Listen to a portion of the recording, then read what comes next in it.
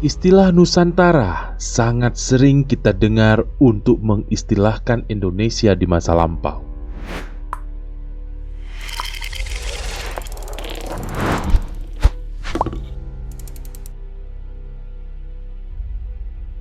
Yang mengandung peninggalan sejarah berupa keberagaman kebudayaan yang ada di dalamnya.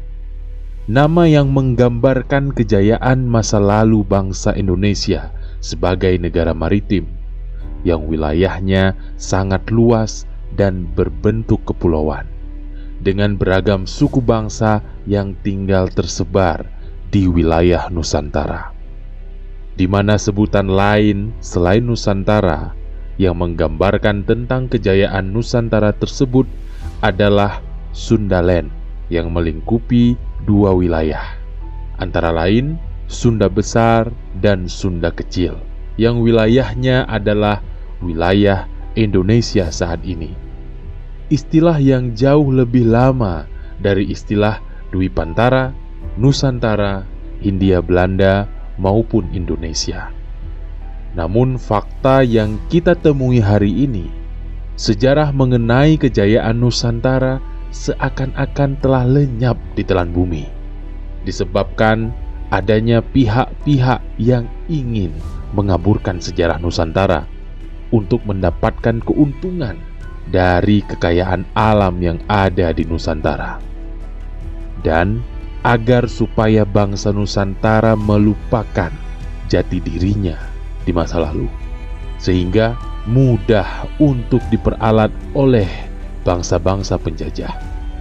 Fakta kebenarannya adalah Nusantara merupakan negeri yang pernah didiami oleh keturunan Nabi Ibrahim yang mempunyai misi untuk mengajarkan ajaran tauhidnya ke seluruh penjuru bumi, termasuk di Nusantara.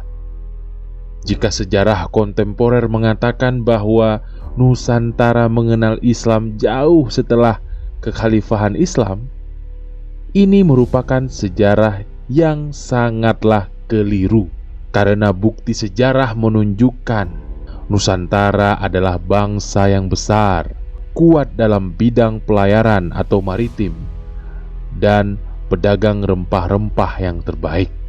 Selain itu, dibuktikan dengan bangunan Borobudur yang berdiri di Indonesia, melambangkan kemegahan bangsa Nusantara di masa lampau, yang sejatinya tidak mungkin dapat dibangun jika bangsa Nusantara tidak memiliki kemajuan di zaman bangunan tersebut didirikan.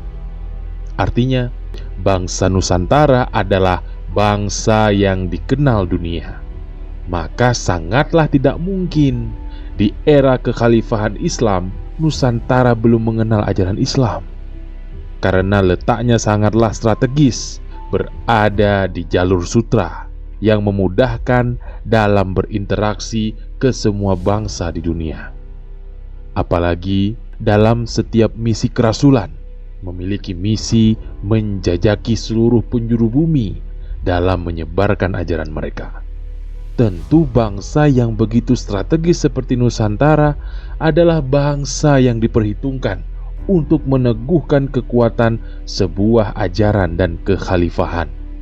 Nusantara bukanlah bangsa yang tidak mengenal ajaran-ajaran Abraham, dikarenakan dalam kitab Taurat maupun kitab Injil sangat jelas menerangkan bahwa Nusantara memiliki hubungan yang sangat erat dengan Yerusalem dalam hal memberi pasokan berupa bahan wangi-wangian seperti kemenyan, getah damar, mur, dan lain-lain untuk kebutuhan Yerusalem pada masa kekuasaan di tangan Bani Israel. Selain itu juga, di era kejayaan Mesir, pengawetan yang dilakukan pada saat kekuasaan di tangan Fir'aun untuk mengawetkan mumi-mumi memerlukan kapur barus dan lain-lain yang hanya dapat ditemukan di Nusantara. Hal ini tentu menjelaskan bahwa komoditi-komoditi di Nusantara sudah sangat dikenal oleh masyarakat dunia sejak dahulu kala. Maka Hal ini menjelaskan bahwa ajaran yang dibawa oleh Musa maupun Yesus juga menyebar ke Nusantara di era kejayaannya. Dikarenakan orang-orang Nusantara gemar berdagang dan melakukan pelayaran, sehingga tidaklah mungkin jika mereka tidak mengenal ajaran Abraham yang dibawa Rasul-Rasul Allah dari Bani Israel tersebut.